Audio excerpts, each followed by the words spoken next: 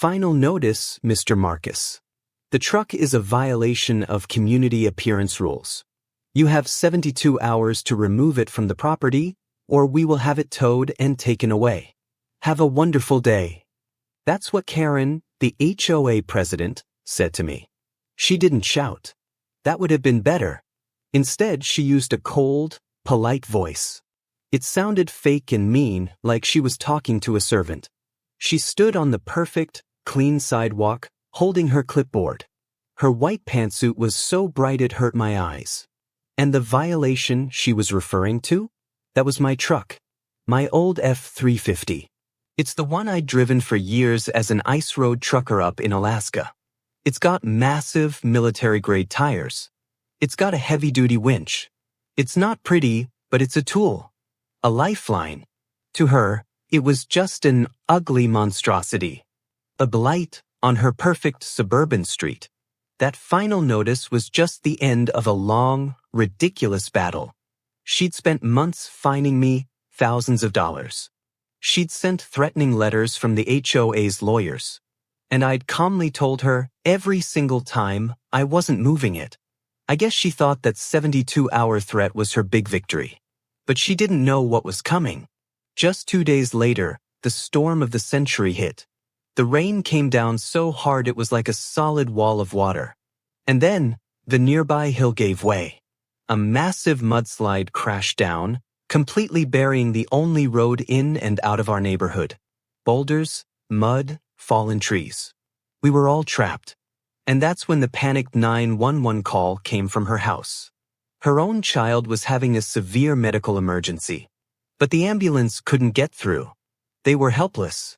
So Karen, the woman in the white pantsuit, had to run, in the pouring rain, to my house. She had to swallow every last bit of her pride, look me in the eye, and beg me to use the ugly, illegal monster truck to save her child's life. This is the story of how the very thing she tried to ban became the only thing that could save her. But to really understand why that moment was so perfect, you have to understand where I came from. And you have to understand what kind of place I'd moved into. My name is Marcus. For the last 30 years of my life, my job was driving 18-wheelers over frozen lakes and rivers in the Alaskan tundra. Ice road trucking. It's not just a job, it's a survival course. When your whole life depends on the machine you're driving and the choices you make, you learn a few things. You learn that pretty doesn't matter. Functional does. You learn that prepared is the only way to be. You don't hope for the best, you plan for the absolute worst, and you build your life around being able to handle it. After 3 decades of that kind of cold and that kind of stress, I was done. I cashed out, sold my place up north, and looked for the exact opposite of my old life. I wanted peace. I wanted quiet. I wanted green grass, a warm climate, and neighbors who just minded their own business. I wanted a life so boring it would put me to sleep. I found this neighborhood. Let's call it the Estates at Serene Valley. It was perfect. Too perfect, maybe. The kind of place where every lawn is manicured to the exact same 3-inch height. Every house is painted one of 5 pre-approved shades of beige. The driveways are all spotless, decorative stamped concrete. It was the dictionary definition of posh suburbia. It was quiet. It was clean. It was, I thought, exactly what I needed. I moved in with my savings and my few possessions. And, of course, my truck. Now, I need to tell you about my truck.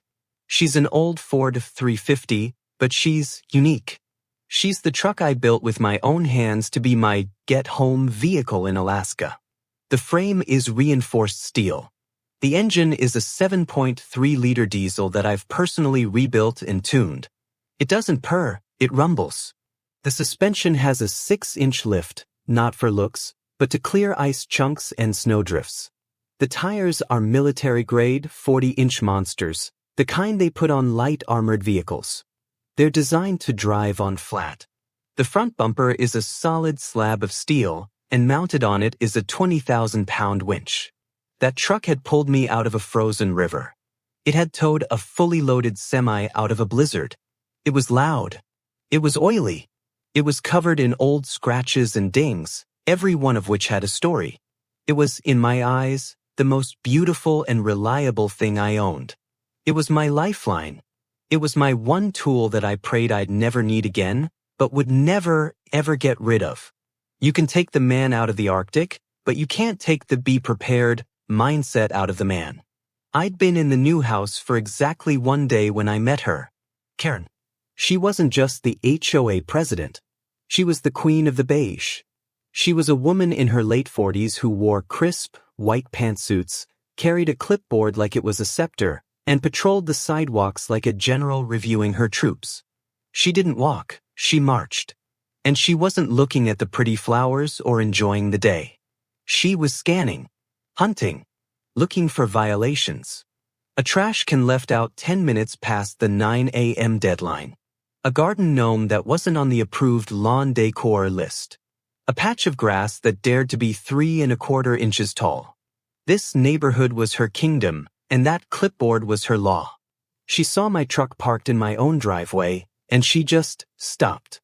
Her face didn't get angry. Not at first. It just blanked. It was a look of pure, unadulterated confusion. Like a high-end computer trying to process a command it had never heard before. This thing, this ugly, noisy, industrial thing did not compute. It did not belong in her perfect, aesthetic, serene valley. And that's when her expression shifted. The confusion was replaced by a tight, thin-lipped smile. It was the smile of a predator that had just found its prey. She clicked her pen. I knew right then that my quiet, boring retirement was over.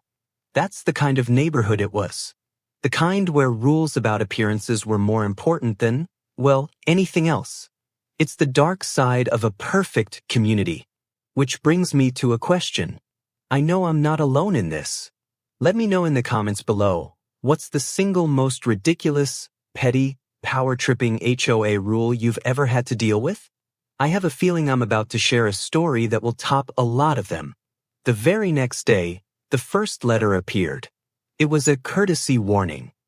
Just a polite little note about community standards and unapproved vehicles. I read it, sighed, and filed it away in a drawer.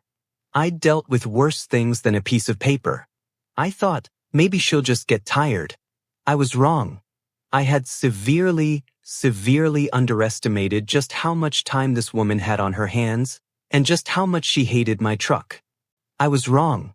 I had severely underestimated just how much time this woman had on her hands and just how much she hated my truck. The courtesy warning I'd filed away was just the opening shot. 3 days later, a new, much more official-looking document was taped to my front door. It was laminated to my door. It was an official notice of violation, and it cited Bylaw 7.4b, the prohibition of commercial, industrial, or unkempt vehicles. I'm a reasonable man. I just moved in. The last thing I wanted was a war with the neighbors. So I tried the neighborly approach. I found her email address on the HOA website and wrote her a polite message. I introduced myself. I told her my name was Marcus, and I was a retired mechanic and transport operator from Alaska. I was happy to be in the neighborhood and was looking forward to a quiet retirement. Then I addressed the truck. I calmly explained that it was not a commercial vehicle. It was a privately owned, fully registered, and insured F-350. I explained that the modifications, the tires, the suspension, the winch, were not for show. They were functional tools, part of a self-reliance mindset that I'd learned from decades of living in a place where 911 isn't always an option. I ended the email by saying I was happy to answer any other questions she might have, and that I was sure this was all just a simple misunderstanding. Her reply came in less than 5 minutes. It was 2 sentences. Mr. Marcus, your vehicle's origin is not the issue. Its appearances. It is an eyesore. It does not comply with the aesthetic standards of Serene Valley, and it is classified as unkempt. Please remedy the situation immediately. Aesthetic standards. Unkempt. She was calling my truck unkempt. That machine was better maintained than every single beige-colored luxury sedan in that entire neighborhood. I'd personally rebuilt that engine. I knew every bolt, every wire.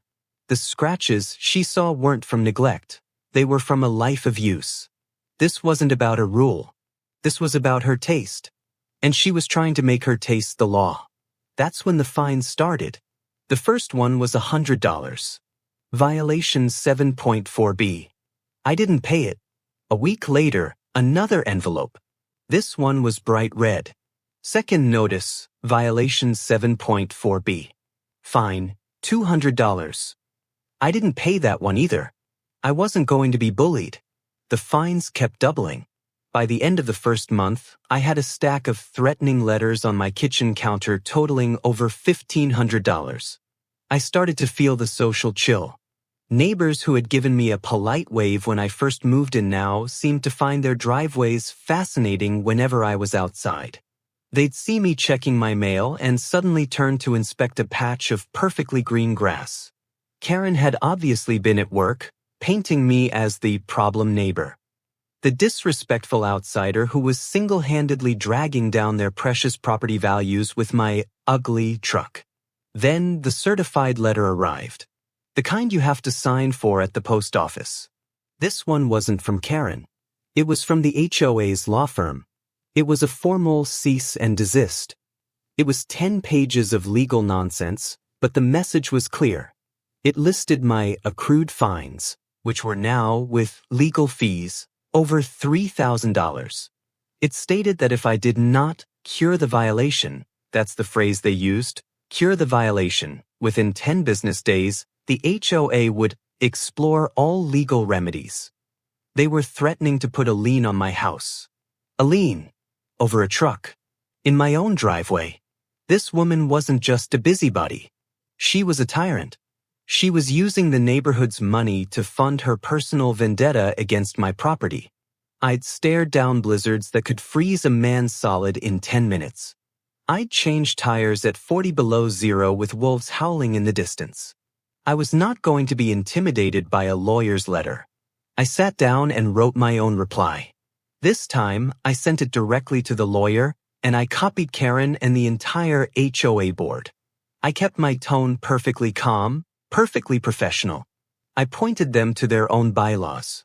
I quoted the exact definition of a commercial vehicle from their rulebook. Any vehicle which contains visible commercial lettering, logos, advertising, or externally mounted equipment, such as ladders, racks, or tools used for business purposes. I then pointed out, factually, that my truck had none of those.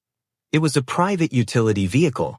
I explained that the term unkempt was legally vague and subjective, and that my vehicle was in perfect mechanical working order and passed all state inspections.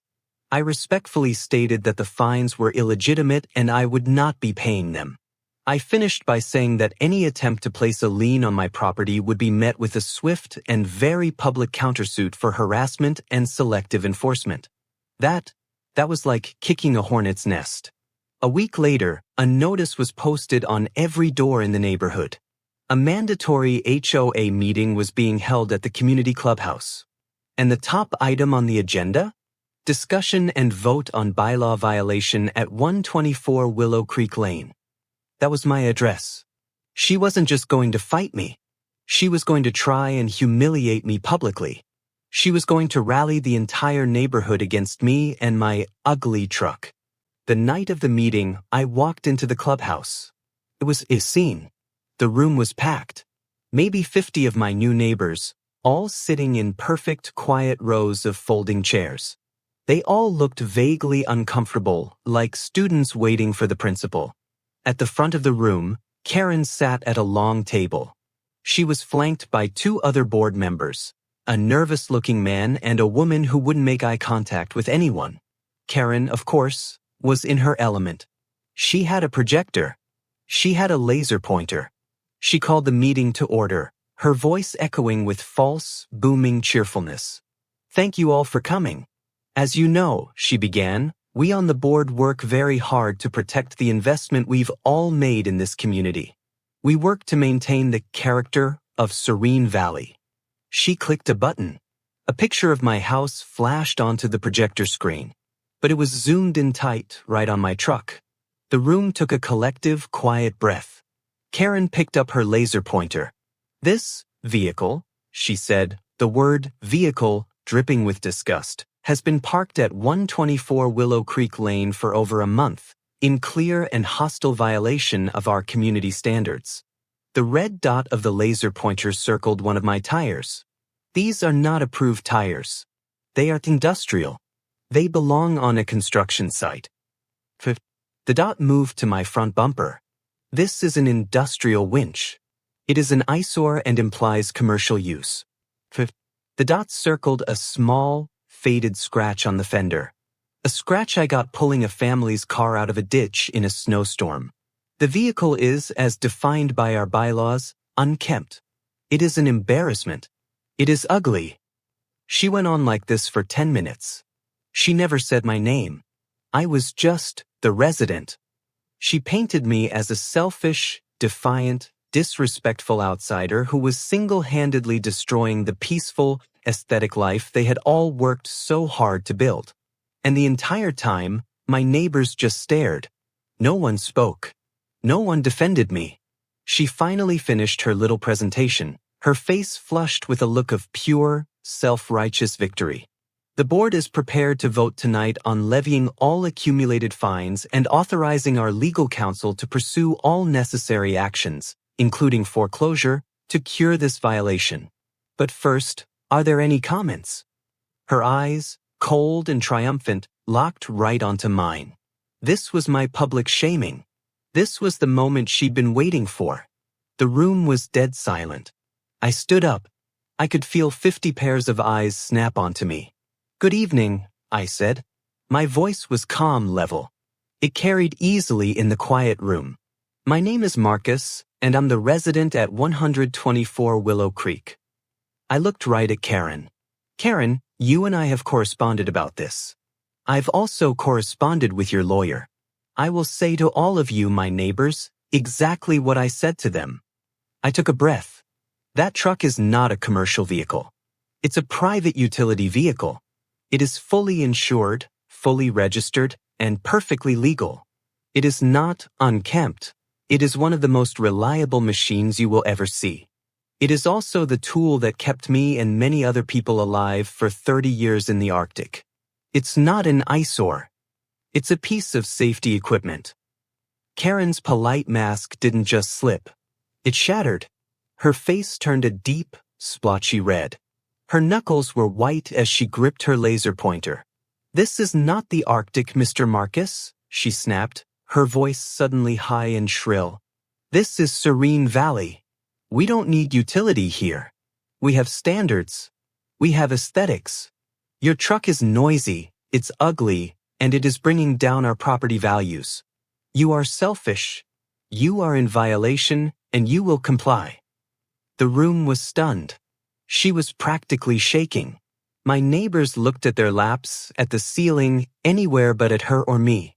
I waited patiently for her to finish her little tantrum. When she was done, breathing hard and glaring at me, I gave her my answer. "No. Just that. No." I said it quietly, but everyone heard it. Karen's mouth opened. It closed. She just stared at me, completely speechless. She had expected me to fold, to apologize, to beg for forgiveness from her and her beige committee. She had no script for this. She fumbled with her papers, her hands visibly shaking.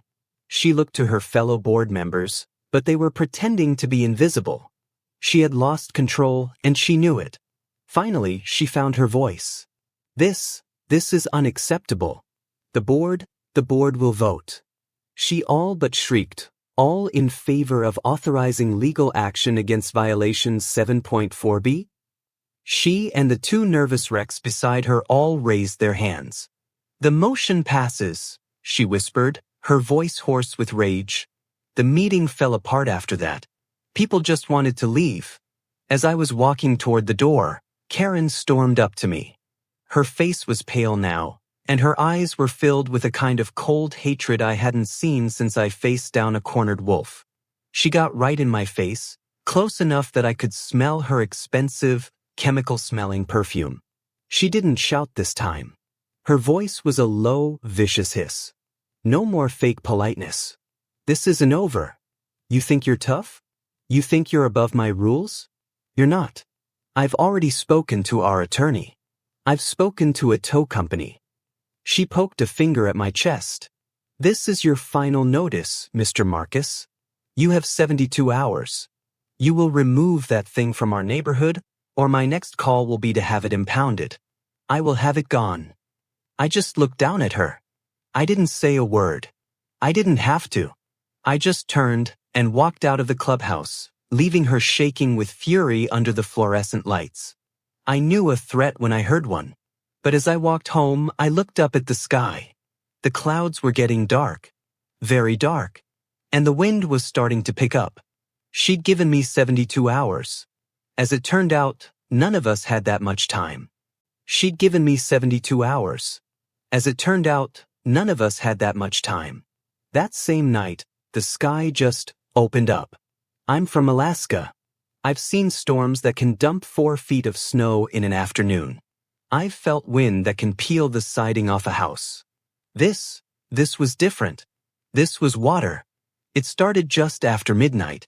I was in my living room, reading a book, too wound up from the meeting to sleep. The wind I'd noticed earlier wasn't just picking up anymore. It was howling. It wasn't a whistle. It was a low, guttural roar that vibrated the windows in their frames. The sound was angry. Then the rain came. It wasn't a downpour. It was a flood. It hit the roof so hard it sounded like 1,000 hammers, a deafening, non-stop drumming that drowned out every other thought. I looked out the front window, past my truck, and I couldn't even see the street. I couldn't see the perfect beige house across from me. All I could see was a solid, gray sheet of water moving sideways. This wasn't a normal storm. This was something else. This was a storm of the century, the kind the weathermen are always warning about, but no one really believes will happen. My old survival instincts, the ones I'd honed for 30 years on the ice, kicked in. I wasn't panicked. I was alert. I walked through the house, checking the seals on the windows. I pulled my emergency pack out of the closet, the one with the satellite phone, the first aid kit, the rations. The one I'd kept packed, even in this safe neighborhood. My neighbors were probably all in bed, annoyed that the noise was keeping them up, worried about their precious flower beds. Around 2 a.m., the lights flickered. Twice. And then, with a final weak buzz, they died. The whole neighborhood was plunged into a sudden, deep blackness. The only light was the occasional, blinding flash of lightning that would illuminate the watery chaos outside for half a second. The drumming on the roof got louder. The wind shrieked. I was sitting in the dark, just listening. And that's when I heard it. It wasn't thunder. Thunder cracks. It echoes. This was a rumble. It started low, so low I felt it in my chest more than I heard it. A deep, sickening vibration that made the foundation of the house shake. It wasn't the wind. It wasn't the rain. It was the earth. The rumble grew. It became a grinding, tearing sound. The sound of 1,000,000 tons of something giving way. It was the sound of trees snapping like twigs. The sound of boulders, massive boulders, rolling and crashing into each other. It was a terrifying, liquid roar that lasted for maybe 30 seconds, but it felt like an eternity. And then, as suddenly as it began, silence. Not total silence. The rain was still hammering down. The wind was still shrieking. But the rumble was gone. I knew, in that instant, exactly what had happened. I'd heard a smaller version of that sound once before, during an avalanche up north. It was the sound of a hillside letting go. Our entire serene valley neighborhood was built in, well, a valley. It was beautiful. It was also nestled at the base of a large, steep hill. The only road in or out curved around the base of that same hill. I grabbed my heavy-duty flashlight from my pack and aimed it out the front window. The beam just disappeared into the black, watery air. I couldn't see anything, but I knew. I sat in my chair, in the dark, and I just waited for the dawn. The storm finally broke around 6 a.m. The rain slowed to a drizzle, and a weak, sickly gray light started to filter through the clouds. The silence that followed was heavy. What? Wrong. I pulled on my waterproof boots. Not expensive loafers. Not stylish sneakers. My old, steel-toed, rubber-work boots. I grabbed my flashlight, opened my front door, and stepped outside. But I just stood there. The street was gone. My front lawn was a lake of brown, swirling water. But that wasn't the problem. The problem was where the road should have been. Where the pristine, stamped concrete entrance to our neighborhood once stood, there was now a wall. A 20-foot-high wall of mud. It wasn't just mud. It was a solid, tangled, horrifying mess of earth, uprooted trees, bushes, and rocks. I could see boulders the size of minivans just sitting there, encased in this brown sludge. The entire hillside had come down. It had completely, totally, and utterly buried the only road in and out of Serene Valley. It wasn't blocked. It was gone, wiped off the map. I walked to the edge of the new, brown shoreline. The air smelled of wet dirt and snapped pine trees. I played my flashlight beam over the slide. It was massive. It stretched from one side of the valley to the other, a giant earthen dam. No one was getting in, and no one was getting out. One by one, a few of my neighbors started to open their doors. A man in a silk bathrobe stepped onto his porch, holding his phone up in the air, a look of pure confusion on his face. A woman from 2 doors down just screamed. A short, sharp, "Oh my God." They stumbled out onto their perfect, flooded lawns, their faces pale. Their perfect world, their manicured, beige kingdom, was a swamp. They looked at the wall of mud in total, helpless disbelief. They were trapped. Their luxury sedans in their garages were useless. Their fancy landscaping was destroyed. Their rules, their bylaws, their aesthetic standards, they meant nothing. They looked terrified. But, hell, I looked at the 20-foot wall of mud. I looked at the boulders. I looked at the snapped trees. And I looked at my driveway. Sitting there, its massive 40-inch tires barely seeming to notice the water pooling around them, was my ugly, unkempt, illegal monster truck. The engine I'd rebuilt, the heavy-duty suspension, the solid steel bumper, and the 20,000-pound winch. I looked at the impossible wall of mud, and I looked at the one tool in this entire, trapped neighborhood built to handle the impossible. Karen had wanted my truck gone in 72 hours. Now, it was the only lifeline we had, and I had a feeling, a very strong feeling, that she was about to figure that out. That feeling didn't take long to prove true. The panic started almost immediately. It was interesting to watch. These were people who could solve any problem by writing a check or making an angry, threatening phone call to a manager. Now, they were faced with a problem that didn't care about their money. It didn't care about their status. And it definitely didn't care about their aesthetic standards. The fallout was immediate. A man in a $1,000 suit, now splattered with mud, was just yelling at the mudslide as if he could personally intimidate it. "This is unacceptable," he kept shouting over and over. I saw another woman sobbing into her phone, or rather at her phone. "No service. I have no service. I can't even get a signal." The collective, horrifying realization was washing over them in waves. The power was out. The cell towers were down or overloaded. The internet was gone. We weren't just a neighborhood anymore. We were an island, completely cut off from the rest of the world. I went back inside. I wasn't panicked. I was assessing. This is what I was trained for. You don't panic. You plan. I checked my supplies. I had filtered water. I had rations. And I had my satellite phone. I powered it on, waited for the comforting beep as it locked onto a signal, and I made a call. Not to 911, not yet. I called the county's emergency management office. The dispatcher who picked up sounded like he was having the worst day of his life. The estates at Serene Valley? He said, his voice grim, after I gave him our location. Yeah, we know. Sir, we've been looking at the aerials. That's a catastrophic slide. The entire road is gone. I asked him the question I already knew the answer to. What's your timeline for getting to us? There was a long, heavy sigh on the other end of the line. Sir, I need you to understand. We cannot get to you. I repeat, we cannot get to you by ground. That road doesn't exist anymore. We're looking at air rescue for medical emergencies, but with these high winds, it could be days. You all need to shelter in place and stay safe. You are on your own. I hung up. On your own. The 3 words that these people had probably never heard in their entire pampered lives. I walked back outside. The shelter-in-place advice was already being ignored. The panic had now turned into a really bad strategy. A few of the men had gone back to their perfect, organized garages.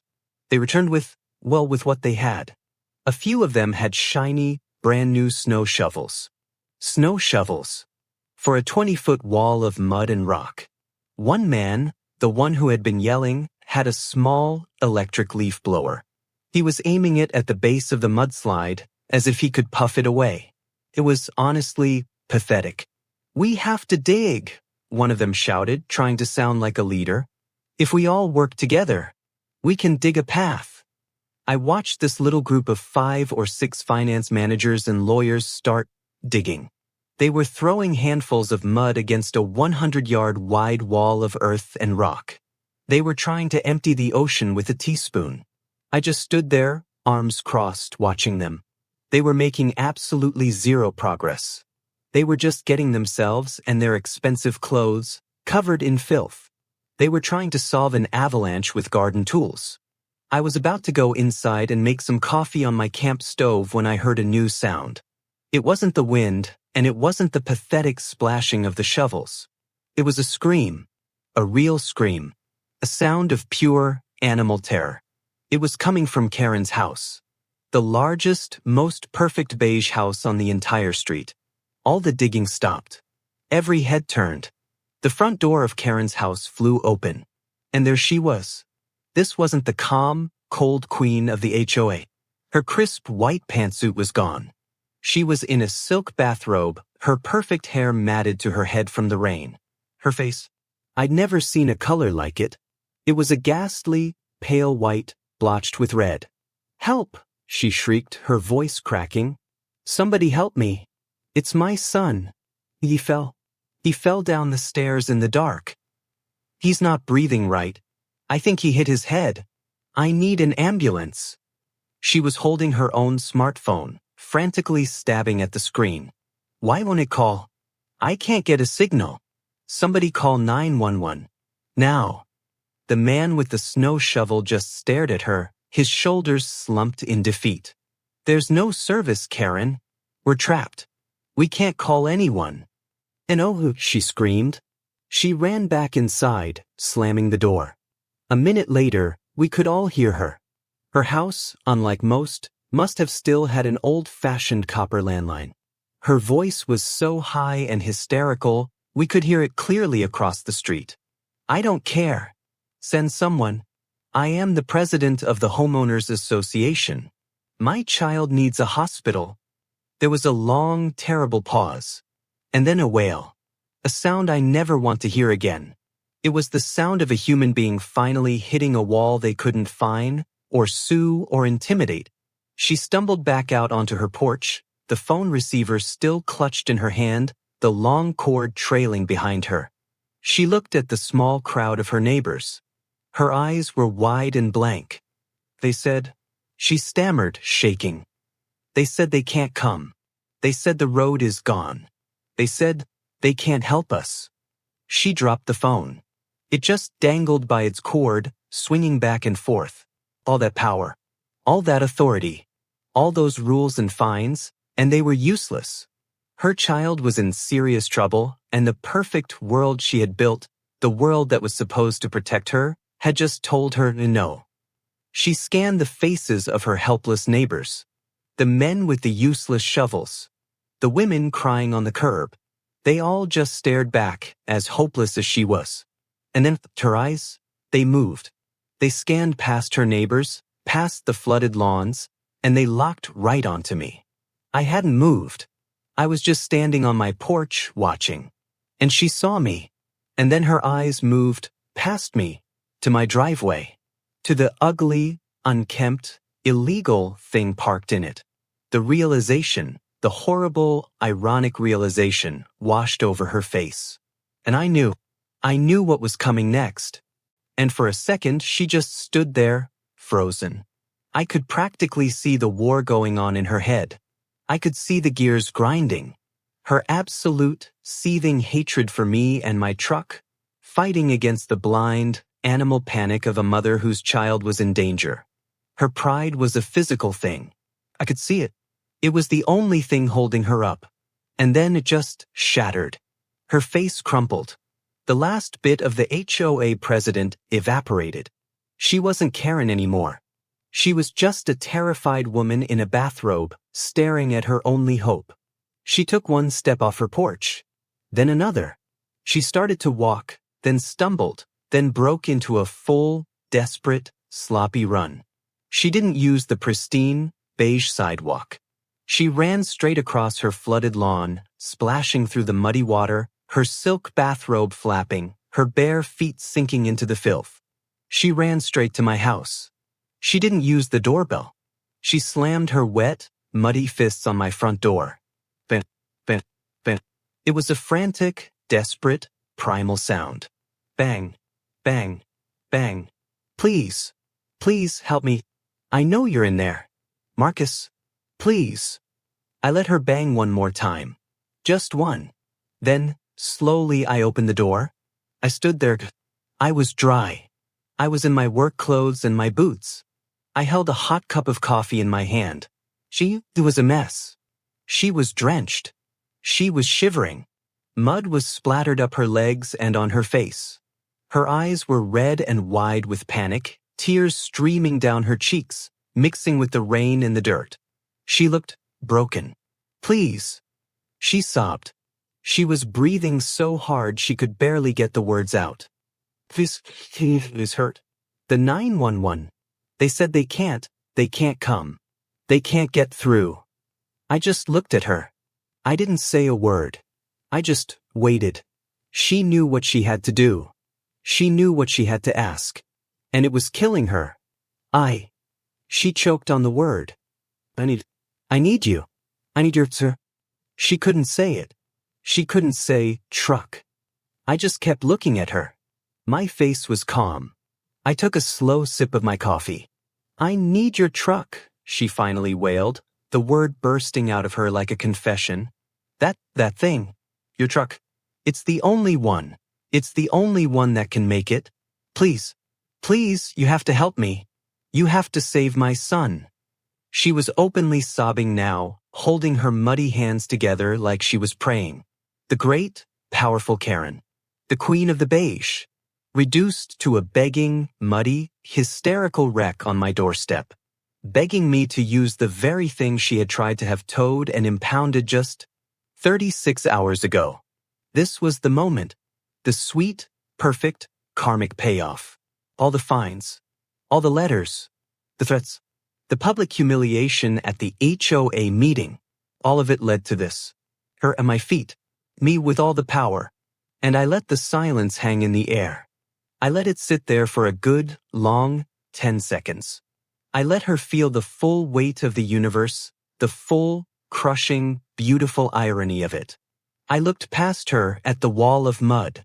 Then I looked at my truck. Then, finally, I looked back down at her. My truck, I said, my voice quiet, is a piece of safety equipment. Her face just crumpled in confusion and despair. Get your son, I said. Bring him here. Now. I didn't wait for a reply. I closed the door in her face. I walked to my kitchen counter, set my coffee down, and grabbed my keys. I walked out my garage door and into my driveway. I climbed up into the high cab of the F-350. The leather seat felt cool and familiar. I put the key in the ignition. I turned it. The engine sputtered once.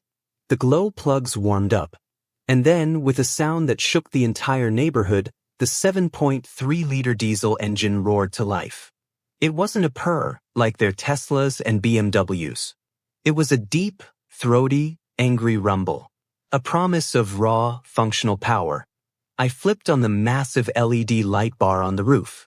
It lit up the entire street like it was daytime, cutting through the gray morning, illuminating the wall of mud in horrifying, perfect detail. The front door of Karen's house burst open. She was carrying her son, who was wrapped in a blanket. He looked pale. She was running, stumbling, screaming at her husband who was following uselessly behind her. I opened the passenger door. "Put him in," I commanded. She practically threw him into the cab, then scrambled in after him, slamming the door. She was shivering, covered in mud, and clutching her child. "Go. Please, just go," she whimpered. I put the truck in gear. I didn't drive toward the mudslide. Not at first. I drove onto my lawn. The massive tires didn't care. I drove across my lawn, and then my neighbor's lawn, and then the next one, bypassing the flooded, useless street entirely. My neighbors, the ones with the snow shovels, just stood there, their mouths open, watching this ugly monstrosity do what it was born to do. We reached the base of the mudslide. It was even worse up close. A solid wall of earth, boulders, and snapped 60-foot pine trees. It's impossible," Karen whispered, her voice dead. "Stay in the cab. Don't get out," I said. I put the truck in four-wheel drive, low gear. I eased off the clutch. The truck didn't stop. It didn't hesitate. The 40-inch tires bit into the soft earth. The truck lunged forward, and then up. We weren't driving through the mud, we were driving on it. The truck climbed the base of the slide, the engine rumbling, the tires churning, just crawling over the mess like it was a gravel road. We got halfway, and we were blocked. A massive oak tree, ripped out by the roots, lay directly in our path. It was easily 5 feet thick. Karen screamed. "We're stuck. Oh my God, we're stuck." I put the truck in neutral and set the brake. I looked at her. "We're not stuck." I got out of the cab into the rain. I walked to the front of my truck. I unspooled the heavy, steel cable from the industrial eyesore on my bumper. I wrapped the cable around the trunk of the massive tree, hooked it, and walked back to the cab. I flipped a switch. The 20,000-pound winch engaged. With a high-pitched whine that cut through the rain, the cable went taut. The truck's suspension groaned. The tree didn't move. "It's not working," Karen shrieked. I just held the switch. The whine of the winch got deeper. The diesel engine's RPMs dipped as the load increased. And then, with a sound like a gunshot, the roots of the tree snapped. With a deep, sucking groan, the massive oak tree, tons of wood and earth, was dragged sideways. It slid through the mud like it was nothing, creating a new path. I re-spooled the cable, climbed back into the cab, and put the truck in gear. I drove right through the space where the tree had been. We drove over boulders. We pushed through smaller trees.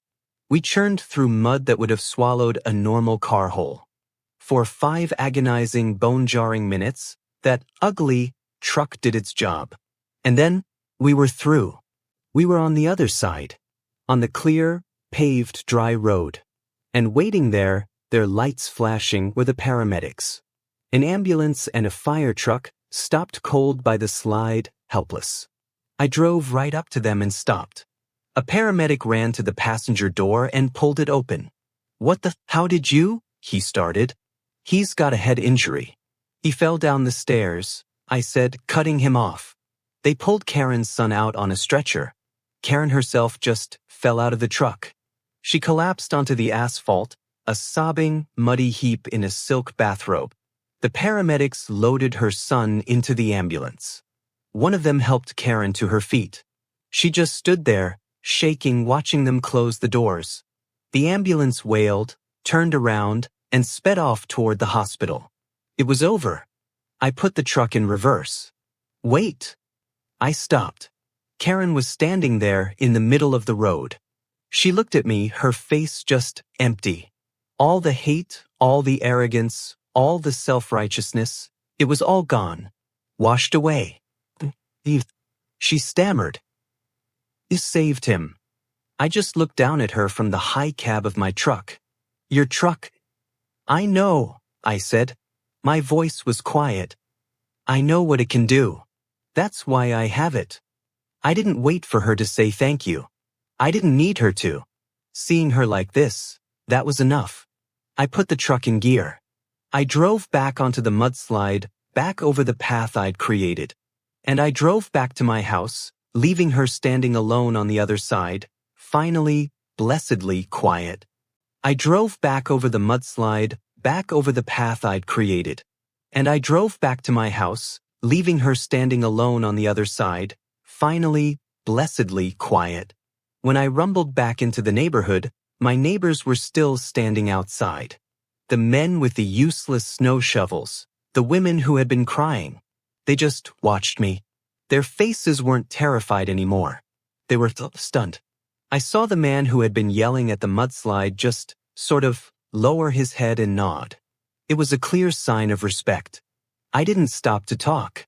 I just parked the truck in my driveway, the engine ticking as it cooled. I went inside and I finally made myself that fresh cup of coffee. It took the county 3 full days to clear a single, temporary lane. In that time, word got around.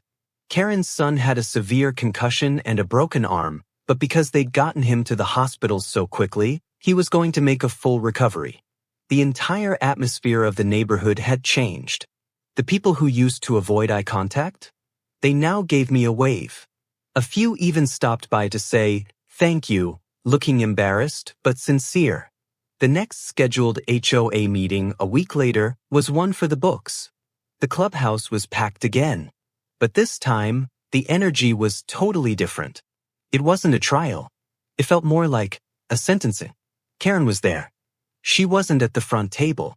She was sitting in the back row, not in a pantsuit, but in a simple gray sweater. She looked small. The meeting started with the nervous-looking man from the board. He cleared his throat and said, "Before we begin, I believe Miss Karen has a statement she'd like to make." Every head in the room turned. She stood up, her hands twisting in her lap. She wouldn't look at anyone. She just stared at the floor. Her voice was a whisper. I wanted to publicly thank Mr. Marcus. The room was dead silent. A week ago, she continued, her voice shaking, he needed help. And the rules, and my actions. She took a shaky breath. Mr. Marcus and his vehicle, they saved my son's life. And I'm grateful. She couldn't bring herself to say, I'm sorry. But grateful was enough. The humiliation was total. She had been forced to publicly admit, in front of the very people she had ruled, that she was wrong, and that the ugly monstrosity she tried to ban was the neighborhood's only hero. And, she finished, effective immediately, I am resigning as president of the HOA. She sat down. No one clapped. No one said a word. It was just over. The very first motion of the new HOA board was to unanimously dismiss all fines, liens, and legal actions against me. The second motion? They amended Bylaw 7.4b. They added a special clause, the emergency and utility vehicle exemption. My truck was now, officially, a protected community asset. In the end, some people get so obsessed with the appearance of perfection that they forget what's real. They think that pretty and good are the same thing. But reality isn't always pretty. Sometimes, reality is a 20-foot wall of mud and rock. And in those moments, you don't need a perfect lawn. You don't need a beige house. And you definitely don't need a clipboard. You need a tool. Thanks for listening to my story. If you enjoyed this and you think function beats appearance every time, make sure to hit that like button and subscribe for more stories of when perfect people have to face a very messy and very satisfying reality.